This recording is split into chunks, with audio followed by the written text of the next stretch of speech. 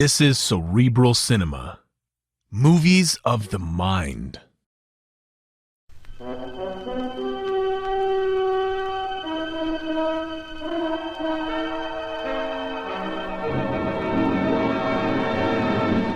I have been here. The Grey Goose. Adventures of a Modern Robin Hood.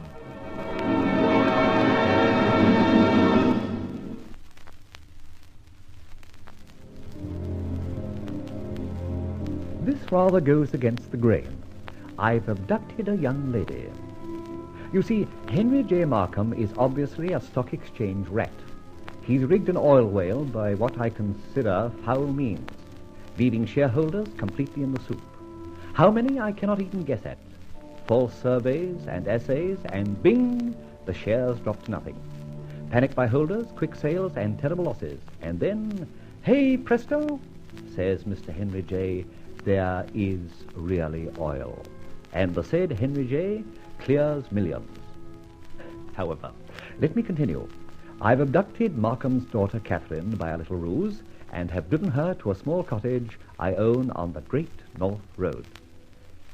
Well, Kate, you are very welcome to this humble abode, and I hope that for as long as is necessary you will find it comfortable. The devil take you and your cottage. Kate, beshrew me, you are a shrew. Stop fooling, you idiot. And tell me why you brought me here. Later, my dear. In the meantime, make yourself at home. Help yourself to the milk and bread, cheese and honey. I don't want your food. Take it yourself. And that. And that. 3 shots and no target, Kate. Don't call me Kate. I hate it. So do I. Catherine is so much more attractive. All right, Catherine it shall be. Now look, my dear, this little piece of abduction is not my style, nor my idea of fun. Oh? I thought you revelled in getting a house into a panic with a phony fire alarm and then dragging a defenseless woman away in the dark. You wretched coward, why can't you come out in the open? And for heaven's sake, take that silly mask off your face. I'd like to do that, Kate. What? Sorry, Catherine, but I just can't. I'll tell you, however, if you wish, why you've become the heroine of an abduction act. Go on, tell me. Please. Please. Confound you, please. Thank you. Well, it's a long story, and when I've done telling it, you may, I said, change your mind about several things. Even me, your bête noire, your abductor. Oh, you're a hard luck case. I've abducted the daughter of a rich man, and they're going to blackmail him into the means of getting his daughter back. How right you are. I thought so. How much? Not so fast. I am not a hard luck case, far from it. Indeed, I can modestly claim I have sufficient for my needs.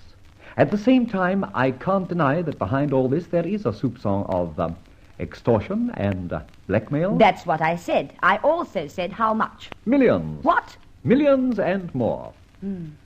I think I heard you the first time. Good. Now what? Exactly. Now what? And that brings us to reason. Reason. Reason. There is no reason, damn it. My dear shrew, that's another plate gone. Let's see, that will be millions plus 3 plates and 1 glass. A reasonable total would shut up. I'm cold and hungry and frightened. Sorry, my dear. I really am. Don't be frightened. What I've done, I had to do. Maybe it was the wrong way of doing it, but I hope before long to release you, apologize, and return you unharmed to your father. How? With your help. Mine? You're mad. No, only a little enthusiastic, shall we say. Now, can I tell you the story, or a little of it? Go on. I suppose you'll lie like blazes. No. And will you kindly remember that you are the eminent Miss Catherine Markham, first row, upper 10, daughter of that fabulous king of finance, Henry J. Shut up and get on with your bedtime story. Well, once upon a time... Thought so. That's crazy. Now you shut up. There was a time when a very respected and wealthy man became chairman for an equally wealthy syndicate. Unfortunately for our chairman, members of his syndicate were not exactly, square. By juggling and other means, they amassed fortunes at the cost of thousands of poor little subscribers, small holders. The law stepped in somewhat too late, and the chairman, an honest man, mark you, took the rap, excuse the term, and went to jail for 12 years. Poor sap. Yes, poor sap. Brian Faversham, heard of him? No. Have you heard of Henry J. Markham? My father. Yes, your father, my dear. Great mogul today on the stock exchange. Well? He was one of those whose false evidence sent Brian Faversham to jail. Liar. A few days ago, Rising Sun Oil stopped rising and fell to billion. Listen, will you? I'm not interested, and I don't care a hoot whether the rising sun rose or did a nosedive. And you don't care if Catherine Markham has a car and silks and satins and 3 meals a day? Including, of course, caviar, salmon, and chicken Maryland at the Ritz? Oh, sorry, am I making you pickish? I am hungry. Good. This story will go well on an empty stomach, because you messed up all the food we have here and nothing's left. No. To continue, the Rising Sun Oil fell to nothing. So Mr. Henry J. Markham came to the rescue and bought up all the little people's shares at roughly nothing. Good business, isn't it? Excellent for Mr. Markham, because the shares next day rose like the morning sun. How? How, I ask you? I wouldn't know. How should I? But your father knew. How? Because, my dear, the Rising Sun fell first because a mining expert in his employ, an assayer, stated and certified a dry-up of the well. Crash, bang, and after the bang, a gusher. A new well came good. It stinks. My word, it does. Of very bad oil.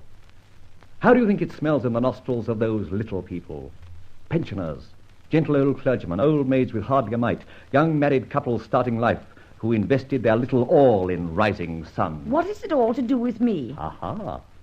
Now we have reached the crux of the situation. That is, you. You are, I take it, the only child and apple of your father's eye? Yes. Well then, let's be blunt. Adam doesn't get his apple back until he makes complete restitution. I see.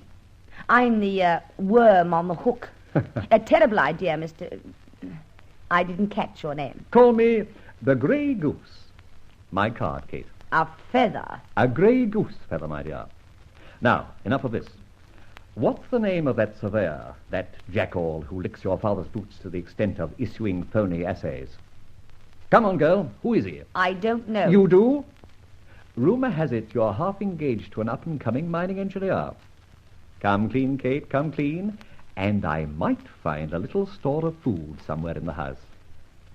I never wanted to be engaged to him. I don't even like him. Better and better. His name, and I can promise you, almost a pork chop. Oh, you devil. For a pork chop, I'd even give you the name of my dressmaker.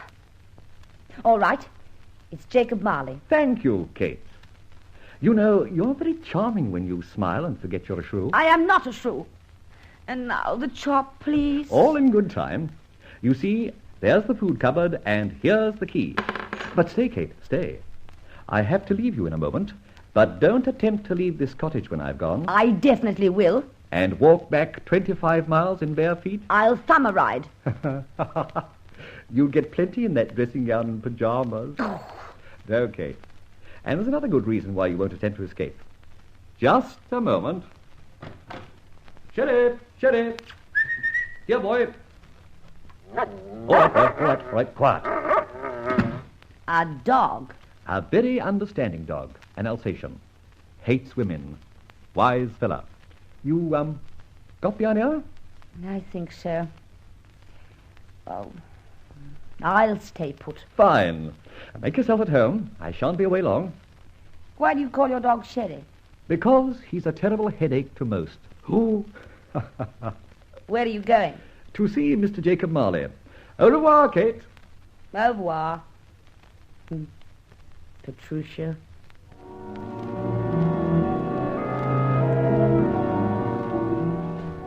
So, you've left Mr. Markham's employ, Barbara. Yes. I told him the fire had frightened and upset me so much I could keep my situation no longer. And what did he say? He agreed. Oh, Rowley, he was distraught at the absence of his daughter. He's no idea she was kidnapped? None at all. He's just bewildered. Almost imagined she was burnt in the fire. The fire? It was only a spit. No fear. It destroyed her room entirely and most of the passage.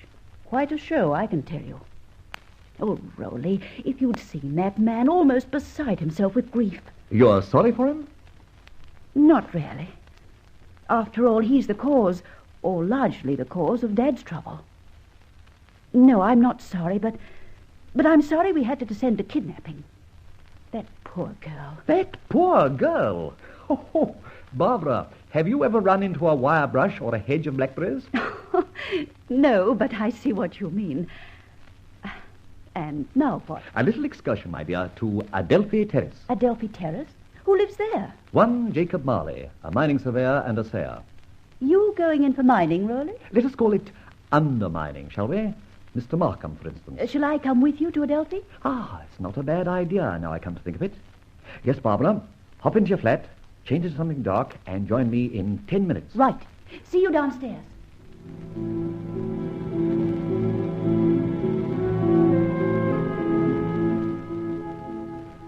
Adelphi Terrace, home of J.M. Barrie and many other famous literati of England. Barry was Scotch. True, in a way, Barbara, but he'd hate your way of saying it. Barrie was not Scotch. That's whiskey. Barrie was a Scot. Oh, sorry, Mr. Barry. All right. Now, here's Jacob Marley's place. Let's reconnoiter. Into the doorway, Barbara. Let's try Charlie Austin's little gadgets on this door. Good. We're in. By courtesy of Charlie Austin once more. Now, along the passage to number 17 and Mr. Jacob Marley. Do you think he'll be in? At 3 a.m., he'll be in bed like all bad boys. And heaven knows he's very bad. Now, once more, the keys. Good. Not a sound. Barbara, you stay in the passage and keep Cavey. If by any mischance someone should come along, jump in here and close the door quietly. Got it? Check. Here goes. Nothing but silence. Jacob doesn't seem to snore. Bedroom, I think. I wonder if your friend Jacob's asleep. Try the switch. By heavens! Oh, I'll have to get that poor girl in. Confound it, I can't help it. I must have a witness in case... Barbara! Yes? Close the door and come in here. Right. What's wrong, Rowley? Jacob Marley. Dead. Stabbed. Oh, no. Oh, Rowley, do you see? Do you? Yes, I see. A grey goose feather. Oh, Rowley.